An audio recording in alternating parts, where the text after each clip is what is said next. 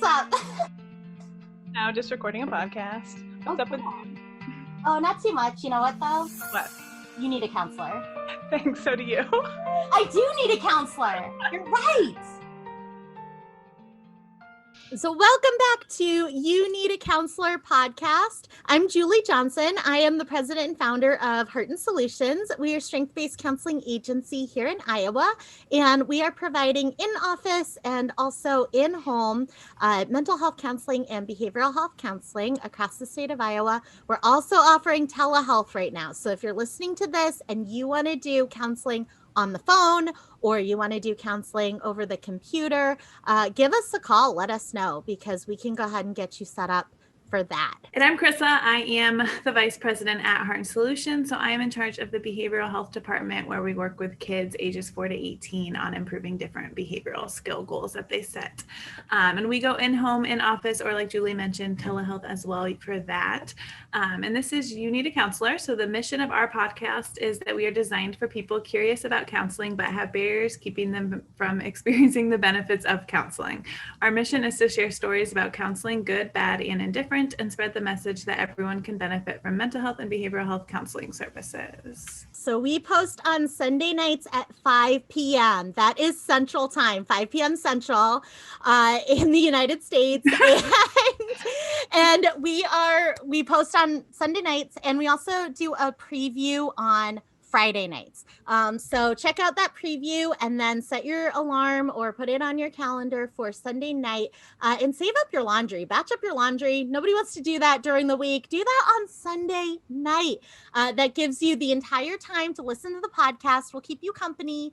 And it also gives you the entire week to call your counselor and get scheduled if you're not scheduled yet, or to call a counselor and get signed up to start counseling. So, oh my gosh, you guys, I am so excited. I don't think I've ever been this excited about an episode before. No offense to our previous wonderful guests, but I'm sitting here looking at a computer screen with two of my absolute favorite people in the entire, literally in the entire world. Yeah, not just in the country. Not just in the country, in the entire world. And I'm so, so happy about it. So welcome, Vicky. Hi, everybody. Hey. So our guest today is, like I said, she's one of my favorite people in the entire world. And Vicky Hooi is a licensed marriage and family therapist. She's a temporary licensed marriage and family therapist. She is practicing in Malaysia right now, in Kuala Lumpur, in Malaysia. Hey, I said it. You got it right. I got it right. So Vicky actually came and worked at Heart and Solutions as a counselor, and she was just telling me that it's been 3 years since then, which I don't understand where those 3 years went, but it's been 3 years apparently since Vicky has had to leave the country. And I'm telling you, we did everything we could to keep this person here in being a counselor here in the United States, because we need counselors like Vicky here in the United States. But our loss is Malaysia's gain, and Vicky is now doing school and also doing counseling in Malaysia. So we're really, really excited to just hear about the differences between counseling here in the United States. You got your master's here in the United States in marriage and family counseling. Tell us a little bit about what it was like to have the experience of coming to the United States and getting your master's degree in marriage and family counseling here. Oh man, where do I start? Just the whole part about having to leave 3 years ago, brought up a lot of emotions for me. It was definitely a wonderful experience, because I've never imagined it being a possible opportunity. When I approached my parents, can I do, master's in marriage and family therapy in US? They were like, you sure? Yeah. and the university I went to, which is Mount Mercy University, was the only one that offered me offer. So I'm like, okay, I guess nowhere else in the US, let's just go there. That's where I'm going, to Iowa. Yeah, and I still remember my mom was asking me, because there was different university I was applying to, and she's like, so there's this state that has tornado, there's this state that has earthquake and stuff like that. So which do you want to go to? I'm like, I don't know, depending on what offer I get. And then the one got okay, the tornado, I guess. You picked the tornado. Yeah. have basically no choice. Either I go there or I don't go at all. So might as well just go and see what a tornado looks like, feels like. So it was definitely a wonderful experience. And I think for the most part is meeting a lot of awesome people that I'm still in touch with, and that's great. And the opportunity to get to know myself a lot better. Just being myself in the US and learning about marriage and family therapy, the whole systems approach allowed me to gain some insights into my family and stuff like that. And then working with you guys was also one of those, it's either this or nothing else. Like I applied for this, went for other interviews, and you gave me a okay, let's just go there. I was like, I had no idea where Jefferson was. Truth comes out 5 years later. Yes, truth comes out. But also like I had no idea where Jefferson is, but let's go on this adventure and try it out. So and it was amazing one, right? I've never know what it feels like to live in a really small town where everybody knows you and you stand out. So that was that as well. And working with kids. I remember like when I first started, I was like, I don't think I will ever want to work with kids because I don't know how. Right? I'm not trained in it and all that. But most of my clients were kids, and it's like, okay. And I'm so grateful for you guys to like motivate me and encourage me to do it, because it was a really wonderful experience, and I can come back and like, okay, I gained this whole experience that was so unique. And yeah. Absolutely. I mean, so for reference, when we interviewed Vicky, she was living in Cedar Rapids, and we interviewed her out there. And then we said, hey, you want a job in Jefferson, Iowa, which is 2 hours. No, 3 hours. Yeah, almost 3 hours away. Oh, it's 2 hours. 2 hours away. How many people are in that town? I don't know. It's rural Iowa. Okay. It's a great place. It's a wonderful, wonderful place, but it is rural Iowa. It's so different from Cedar Rapids. That was and Vicky just said, yeah, okay. Said, do you want to go? Yeah, sure. Why not? And that is just one of my absolute favorite things about you, is that any insane adventure or idea or thought that I had while you lived here, I was like, hey, you want to do this? And you were like, yeah, why not? Let's do it. And I think that, because that's kind of your attitude in life, it has opened up all of those different doors for you. I mean, I remember when I first met you, and I remember trying to get it through my head that like you moved to the middle of the United States, to Iowa, to tornado country, knowing, nobody, to go to this school, which was complete unknown, to study marriage and family therapy, and knowing that you'd have to be there for at least 3 years and finish out your degree. I just thought, this is a very interesting person. To know this person, this is an interesting person. Just the courage that it took to come to a totally different country and study here and learn about the culture and learn about marriage and family therapy. So what would you say, you talked about your time in the United States and getting to know yourself a lot better and kind of getting to understand your family a little bit better too. Can you tell us a little bit more about that? What did you learn about yourself?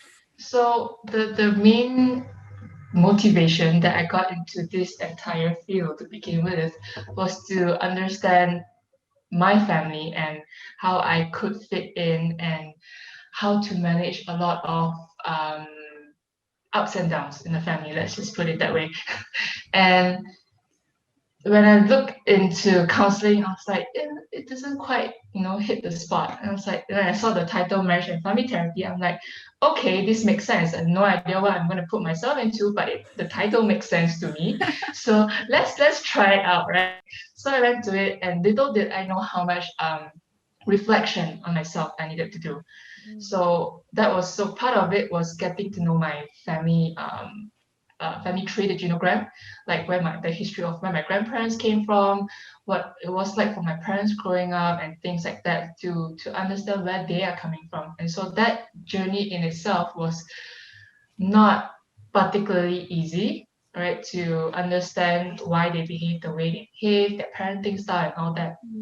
And about myself is more about like my own identity, right? As a daughter, as as a friend, and overall just my person, like where do I fit in terms of my own unique views about life, my sexuality and things like that. And it's not something, that is often talked about in families, right? Friends maybe, but not so much family. So going to the US really allowed me to, one, like freely wear whatever I want, cut my hair however I want, be however I want, and fully experience what it's like to be accepted. Not to say that I don't have anybody back home here that accepts me for who I am, but it's a little bit more challenging, like going out here, you get people staring. They're much less. I don't get as much. Like going to public restrooms and things like that is a whole different experience, right? And for people to acknowledge you for who you are was also very amazing experience for me. Wow. So, can you tell us a little bit more about the differences between, kind of finding acceptance here in the United States, and then kind of what it was like going back to Malaysia, and how was that adjustment for you? Honestly, it felt like kind of like a blur. Now I think back about it. Finding acceptance in Iowa and Cedar Rapids where I was something I would say unexpected. Like you said, I moved there not knowing anybody. I remember my first day on campus for a tour around the campus, and that's where I met one of my first very good friends from Iowa. Like she was the one who took me on tour with other international students. Um, and then it somehow that friendship bloomed into her introducing me to a bunch of other undergraduates. I'm like, okay, this is odd. I'm the only international student from Malaysia and only graduate student living on campus, and then I'm hanging out with a bunch of undergraduates. It's like, okay, this is, I guess normal, right? I don't know how to feel, but I'm also very grateful because they were just very accepting and welcoming. And they were like, let's go lunch together, all those fun activities over the weekend, like hey Vicky, let's come and do this with us and all that. And they brought me out to like IHOP and things like that. It was just I couldn't ask for better friends, right? And they really helped me to adjust into just living there. Like the friend I was talking about, Caitlin, her mom, right, helped decorate my apartment and things like that, so that it wasn't just unfair. So that was like so heartwarming, and they became like a very close family friend. Like they met my family as well. Also, like meeting classmates, friends. Everybody's just been like very interested in knowing, and when I came out telling anything at all, everybody was just, yeah, like you're just Vicky, and we love you for who you are. And it's just like, okay, that's like nice, and also a bit like, oh, I don't know how to feel about this because we're not that expressive at home, right? It's something I had to adjust to. And coming back to Malaysia, wow, the first a few months I was just at home. I first of all, my family moved to another state because my sister was working in another state, and so the family moved and my sister had a son, and we were like, my parents were looking after the grandson. So I moved there. I'm like, okay, this is a place that I've visited once but I've not lived in. My friends are all in my hometown. I got no job. I was waiting to hear about the work visa, and the news was just like, when it's gonna come. And just adapting back to the whole family system, because I was away for almost 3 years, I think. And while I did visit, like for I think a month or so prior starting at Hearts and Solution, it was still like manageable because I wasn't like fully back into the system. But going back home, then it's like, okay, then now if there's an argument or if there's any conflict, I'm actively in person part of it. Versus like, I've got some distance and I can regulate myself and deal with it more differently. And then like not knowing what it would be like to find a job back home here. And when I found out the news, like, yeah, my file was just not pulled when we were applying for the work visa. I'm just like, okay, let's start. Okay. And I looked up like counseling jobs, and most of them required the counselor to be a registered counselor. I'm like, okay, I don't have that. Let me go apply for that. Mm. And I applied, and then I waited, and then they didn't get back to me, and then I called, and then they eventually told me, yeah, sorry, we cannot approve this because your master's didn't say master's in counseling, so you don't fulfill the criteria. Mm. And I was like, so is there any way I can take extra courses to just make up for it? And like, no, we kind of need that master's in counseling. And I didn't know anyone that has been in the same boat. So I was like, crap. So like, what do I do? Right. And then fortunately, I came across my current supervisor, who is also marriage and family therapist, and he's also a supervisor, approved supervisor under AAMFT. So I was like, okay, he gave a talk on mental wellness for mental health practitioners. I'm like, okay, I'm gonna go for it. Mm-hmm. I went there and I was like, okay, I want to talk to him, but like I don't know how to approach. Never met this guy before. And again, some like random, very kind stranger, but also a fellow mental health practitioner was like, go Vicky, just go. He's very nice. Just go. Just go ask him. Just go ask him. Like, okay, let's do this. So after the talk, I was like, okay, so this is my situation. Like, can you help me? Right. And so he offered me a position as a clinical intern. And of course, I was a little bit bummed. It's like, I've graduated and I'm temporary licensed, Mm-hmm. and I have 1 year working experience. Like, no, it feels like I'm starting all over again. It's like, but it's okay, like at least somewhere, right? And I can get my hours to fulfill my IO license. Mm-hmm. So in the meantime, it was a part-time basis thing. So my parents suggested, hey, why not you go do a master's or PhD, something, and get yourself registered. Then at the end of the day, if you manage to do both, and then you get 2 licenses, and that's a bonus, and you can go anywhere basically. I'm like, well, yeah, you're right. I have some time, so part-time studying, why not, right? And I was like, and my father was so convinced, like, plus you have already 1 master's, so it'd be easy peasy for you. I was like, yeah, you're Another right. master's. Okay. Let's go for 2 years. Yeah, Super easy. fine. Right? I'm like, yeah, sure, why not? So I went into it. I'm like, okay. First few semesters, like, oh, okay, let's do this. But after a while, I'm just like, oh my god, this is too much. And I started working from 3 days a week to 5 days a week, sometimes 6. Fortunately, my also very grateful that my supervisor was very kind in also helping me get some hours, especially like group hours, seeing groups and families and couples. So I joined in and got most of my hours. So I'm almost there, hoping by March or April this year I'll get my IO license. Nice. But yeah, so it's been a journey. And so from the first year of clinical intern, I became a senior clinical intern last year, and this year I'm officially an associate. So yes, it's been a journey. Yeah, so that thing, I would say it hasn't been easy, but also grateful for all the opportunities and friends, and friends here and also friends in Iowa that I've still been in touch with, that just supported me throughout this entire journey. Wow. So you went back to Malaysia and they said you don't qualify to be a counselor. And Yeah. so you had to kind of start that process again. So what was it that I know you talked about friend support and kind of family encouragement, but I mean, gosh, how did you make yourself do that? Oh man, yeah.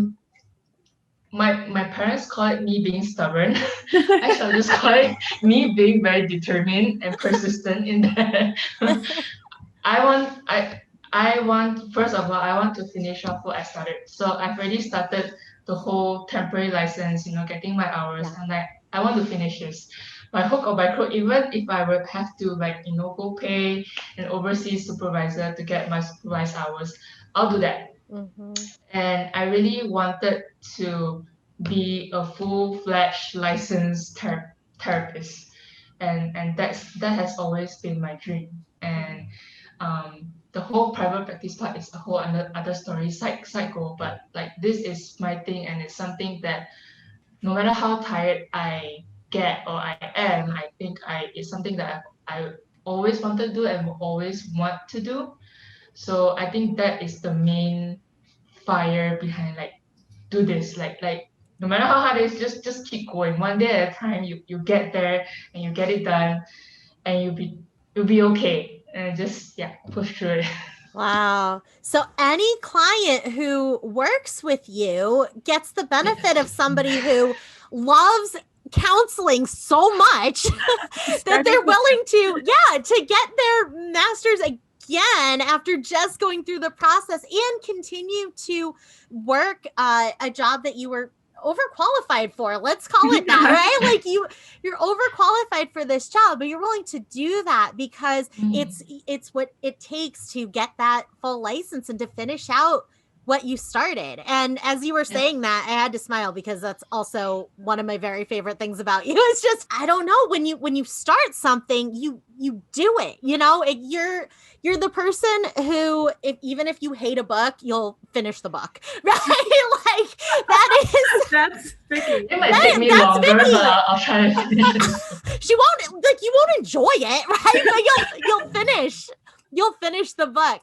And I think that's what makes you such a consistent counselor and such a consistent person. I know as somebody who, like, you're definitely, a really consistent person in my life, even though we're across the world from each other. And I think that it's that stubbornness that maybe your parents call it stubbornness, but I liked that you called it determination, is to finish out what you started. So it just shows, I think, your love for counseling and your passion for helping other people, that you would go through all of that and then go through all of that again.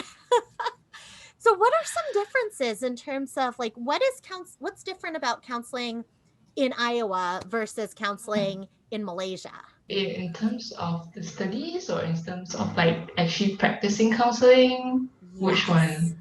Both. So there isn't actually an official course or program for marriage and family therapy here.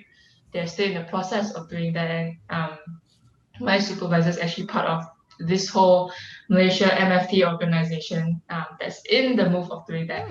But here, MFT is marriage and family therapy. Is just a subject that it's an elective subject that people take during their counseling courses.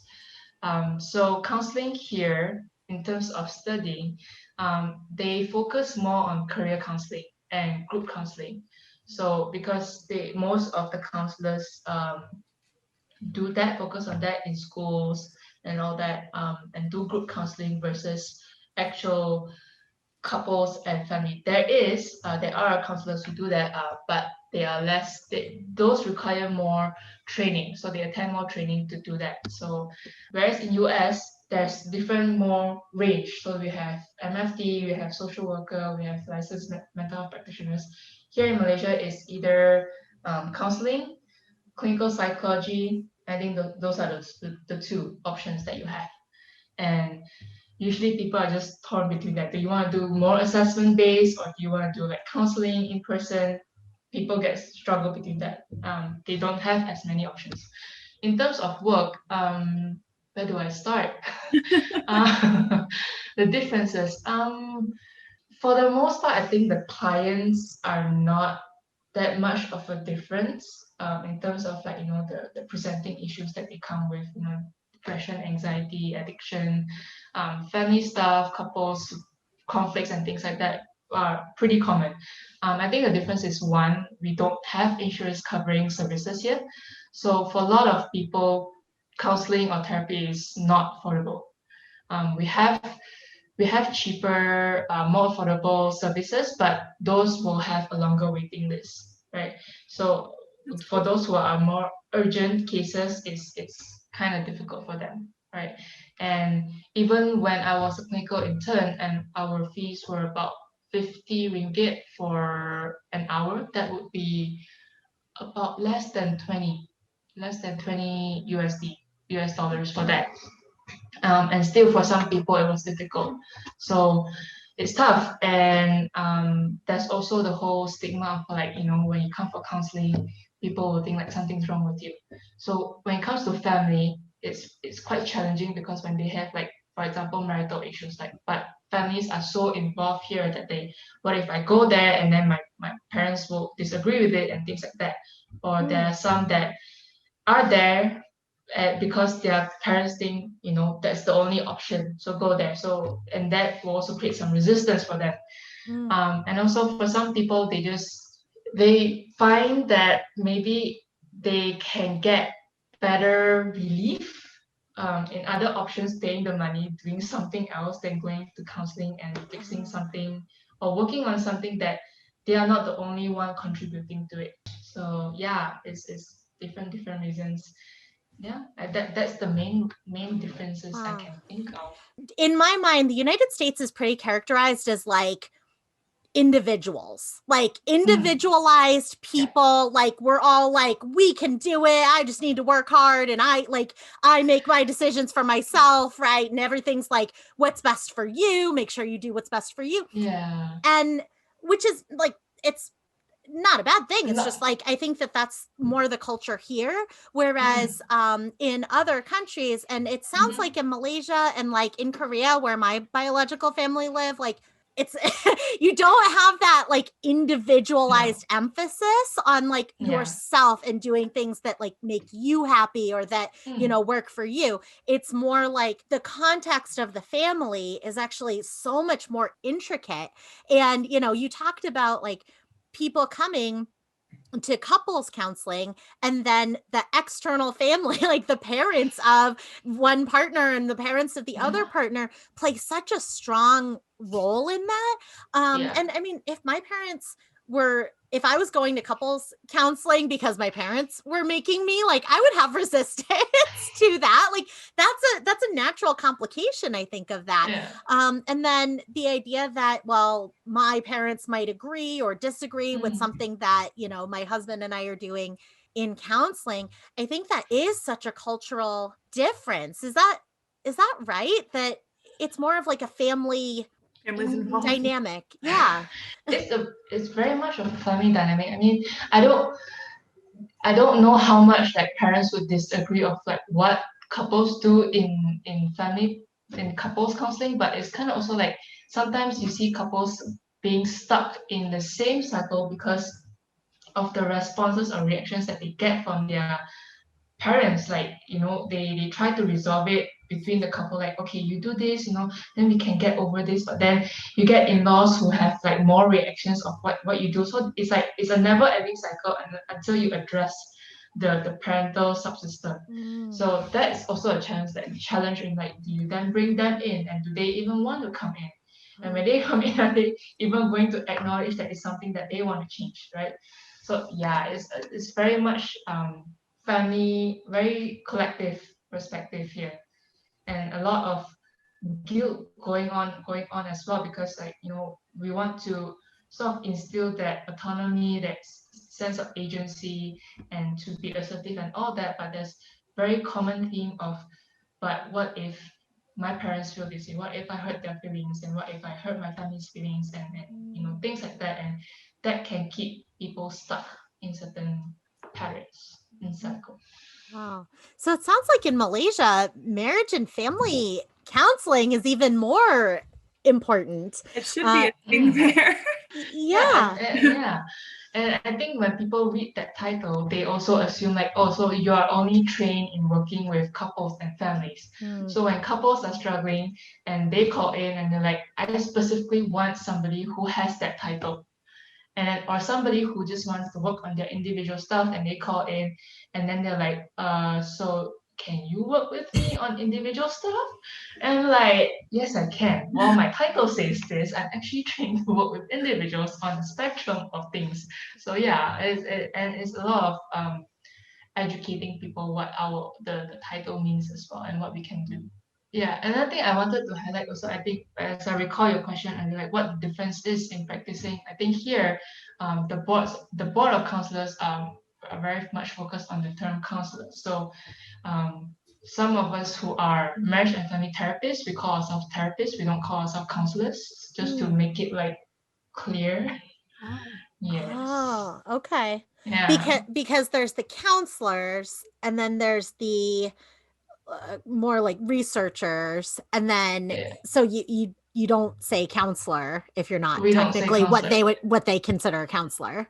Correct. Yeah. So we call ourselves therapists, and so we are not kind of governed by the board of counselors here for marriage and family therapists or any other. Those are not registered counselors. Yeah. Oh. And you said that there's more of a focus on like career counseling. Do you find that Mm-hmm. there's more of a focus there than there even is here? I feel like not that many people here in the United States get career counseling. Maybe their Yeah. high school guidance counselor or something, right? Might talk to them about Right. career. But do you find that that's a much broader service out there? Definitely, in the sense that we also have counselors working in school, so those will also provide guidance counseling when you're in school. Mhm. Um, but career counseling here also focuses on like for those who are, let's say, during this pandemic and they lost their job, then what's next, right? They've Mm. done this job for 10, 20 years and now they lose their job, like where do I go next? Or some that have been working for a long time and now they're like, I don't feel motivated anymore. I've lost that passion, I've lost that interest, and now I want to look for something else. Mm. Or finding a part-time job in something they're interested in but it's so difficult and not sure what to get into. So that's where career counseling can come in. And I don't recall or have any experience doing that for clients in the US. I feel like it's not very Not like it's common for adults to get career counts. I mean, it makes total sense that it would Yeah. be helpful in so many situations. Mm, And I remember one time I had quit a job and I was doing unemployment. And so I needed to mm, go to this like interview training situation. mm, And I remember thinking while I was in this group setting that, oh, I need to be giving out my business cards because everybody in there was in crisis. Everybody okay. in there was either had just quit a job that they hated, or they were, had been laid off from a job that they loved, or they were Mm, kind of just figuring out who they are. And we spend so much of our time at work that we should enjoy it somewhat. Like mm, we should have some drive to do that. Um, yeah. and I feel like that's not really talked about a whole lot in this country. Yeah. It's interesting too that you say that like the clients and the issues that people come in for, Iowa in the United States, in Malaysia, really people are people. And Yeah. I think that's just so cool. Like that's such an interesting thing to me because I always, wonder about that. Well, are these American problems, right? Or these Iowa problems? And for you, having experienced that here and in Malaysia, it's like these are human problems that we're Mm-hmm. working with in counseling. I think that's so Yeah. cool. It's definitely, I see a lot of similarities. I guess maybe one of the bigger difference is that it's not as much spoken about here.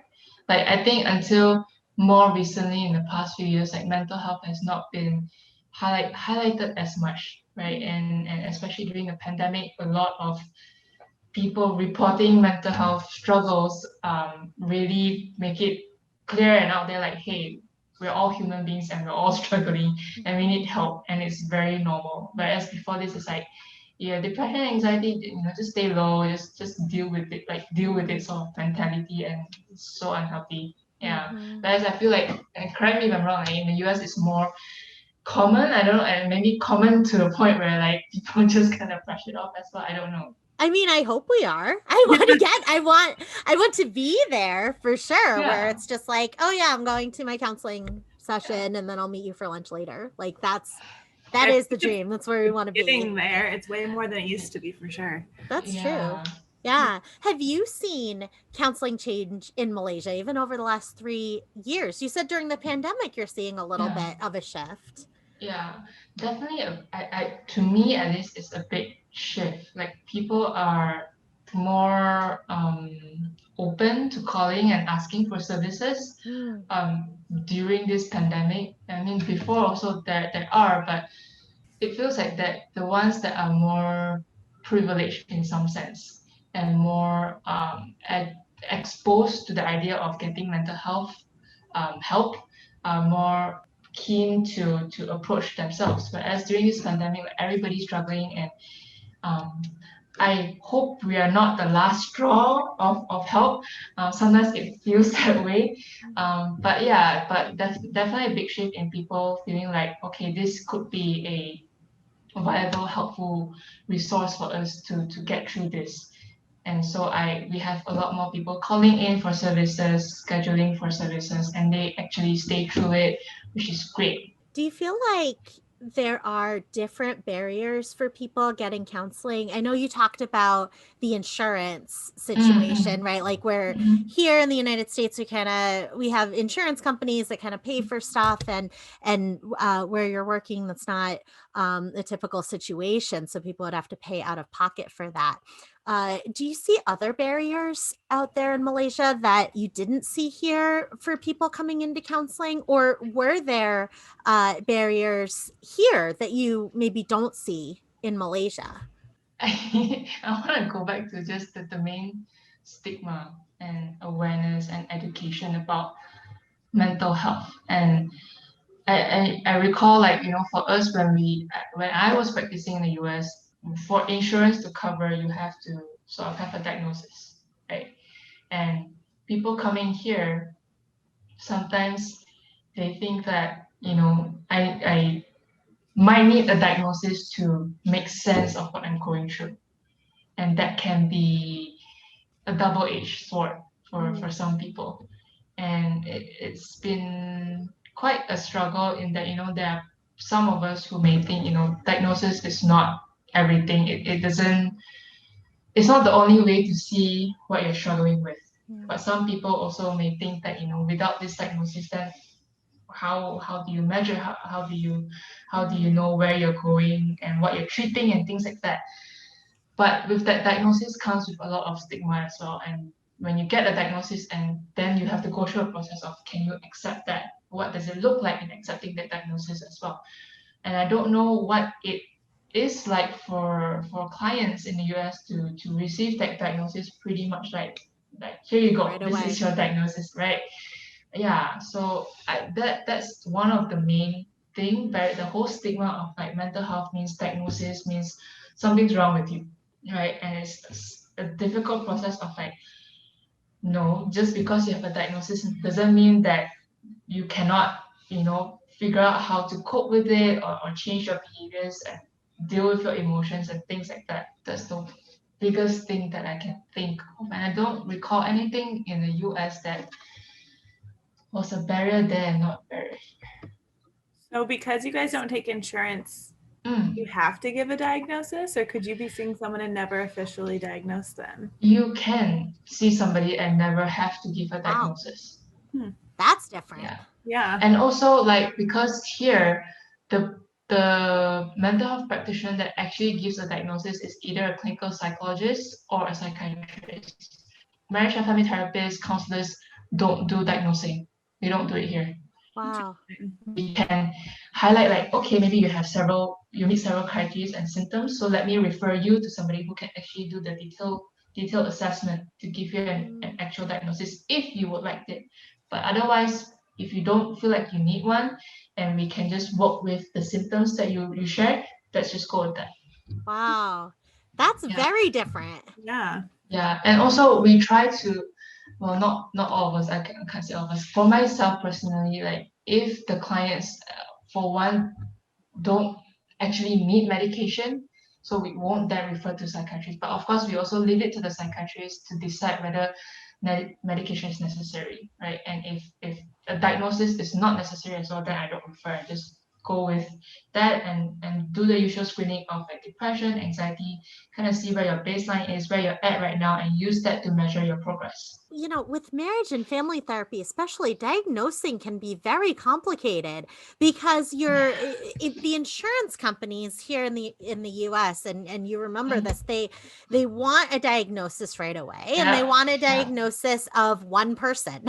And when you're trained as a marriage and family therapist, and you're trained to be working with the system of the family, that is very, very complicated. I mean, that's a hard ask because your client is the couple. Your client is the family, as a marriage and family counselor, and not the individual person who happens to be the one that the insurance is looking at to pay that claim. So do you find that that's a little bit easier to work with couples than families without the pressure or the need for that diagnosis? Oh, definitely. I think when there's one person who has some form of diagnosis and you come in as another couple of family, it tends to make the shift, the focus on like, hey, this person is the one with the most symptoms or the most obvious symptoms.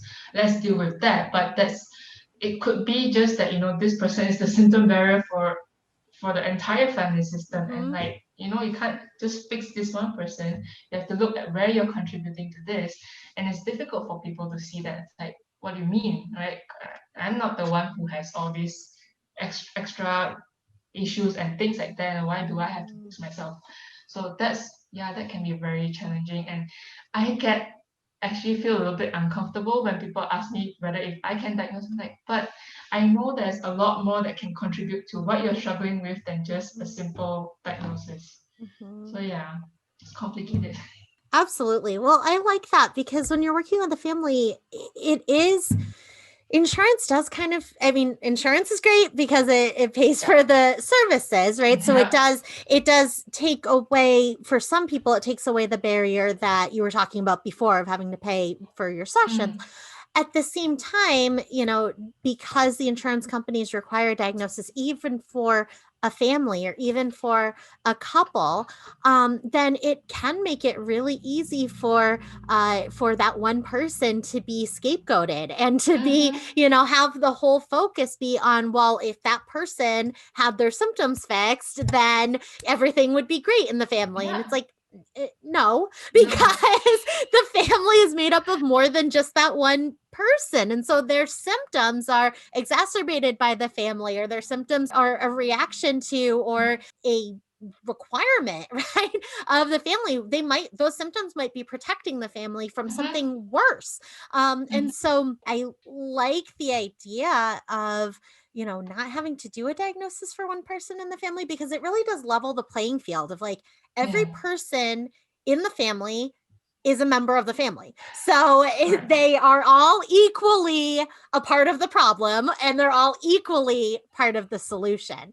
And I think that that's really nice. It doesn't have that same power dynamic, I guess. Yeah, definitely. And I sometimes, when you diagnose just that one person, and then the family members constantly kind of feed into that cycle, is then the person gets over identified with their symptoms and their diagnosis. Then you have another thing to go and tackle on. It's like, how do I help you to see that you're not your diagnosis? It's just very interesting to me, the differences between the two countries, and like what a unique experience you've had, and what a unique perspective you bring to counseling and that you bring to the clients that you work with, being able to bring kind of that training that you got here, and then also the training that you're getting there, and kind of bring that all together. It's such a unique worldview. Thank you. Yeah, that's really, really cool. If there's anybody in Malaysia and they were on the fence about counseling, right? What advice would you give them, or what message would you want them to hear if they're on the fence about counseling? I would say to them, it's all within your control, right? You come in, you meet your therapist. If it's not a right fit, or you meet a counselor, if it's not a right fit, you get to change, right? You've got to find the right fit for you. And even if it's a right fit and you decide maybe counseling is not for you, you also get to terminate at any point you want. And how fast or how slow you want to go through the whole entire journey and process, it's also up to you. So it's all within your control, and just give it a try. If you don't like it, you don't have to continue. I love that. I like the idea of control because I think that one of the barriers to starting counseling is that idea that like I'm going to lose control though of my situation. Like I'm going to have another person in my life telling me what to do, and another person in my life that I have to live up to their expectations. And also the idea of like I'm not ready to make huge changes in my life. Like I don't maybe even want to make a ton of changes in my life. And I love what you're saying that it is totally within every client's control. So it's, for my counseling for myself, my counseling is my business. I get to decide who I see. And I go through counselors sometimes, right? Because in each phase of my life, right? As I was a teenager, as I was a young adult, now in my 30s as a mom, I mean, different counselors are a good fit for me at each time. And I get to choose what I want to work on. Like I get to set my own goals, which is so exciting. And as somebody who like comes to Vicky quite a bit, Vicky's not my counselor. However, when I have some serious existential crises going on in my life, I go to Vicky, and I will say that it does take that patience. And I think one of the major themes throughout this entire interview, as you were talking about the process of your school and work and licensure and finishing what you started, is patience. It is about patience. You have patience in abundance, which is apparently what it takes to be in my life for that long, to hear every one of my problems for that long. However, I would say that patience is just so key. And if you're looking for that in the people in your life and the support people in your life, like the people in our lives are busy, right? But your counselor can have that space for you and be patient with you throughout your entire process for that hour a week. And they don't have any reason to rush you through it. And so I love that, just that idea of you're in control. You're in control of your counseling session. Yeah. And I also tell my clients, even if you decide that you're only going to make 10% or 20% of shifts, it can go a long way. You don't have to do a whole 180. I like that. Yeah, absolutely. 10% is like forward movement is forward movement. It makes a huge difference. That's great. I think sometimes, it is a barrier where we say, well, that's where I want to be. And it's too much. It's too much change. It's too hard. The goal's too big. And being able to say like, well, no, what's one thing, right? Like breaking it down into those smaller pieces. Definitely is so important. And it's so important to have somebody like a counselor in our life that can give us the permission to do that. Yeah. I feel like we should call this episode "You Need a Therapist," so that we don't offend the Malaysian Counseling Board. Yes, please. Yeah, don't call her a counselor. I'm gonna call this one "You Need a Therapist," like Vicky Hooi. Except it's gonna be Vicky Hooi. Vicky Hooi. Hooi. Hooi. Hooi. Yes. Hooi. Julie. Vicky. Oh my gosh. Okay. I'm glad it took this long for it to devolve into what I knew it would. I'm Vicky Hooi and I need a therapist. Yeah, you do. So do we. Awesome. Yes. Yes, we do. I need a counselor like Vicky. Okay. So, all right. So if you are in Malaysia, if you're in Kuala Lumpur in Malaysia, call Vicky. How do they get in touch with you if they want to get signed up for counseling with you? They can look up Rekindle Therapy Center for Systemic Therapy in Kuala Lumpur, and they can find me in the list of clinicians. All right. And can they specifically ask to work with you?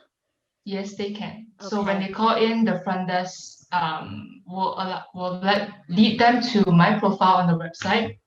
They can read through that, and then with a bunch of other therapists as well, and they get to decide if I'm a right fit for them, and also they get to know about my fee structure and if that is affordable to them. If they're okay with that, then we can proceed as well. Perfect. Okay. Yes. So Rekindle Counseling.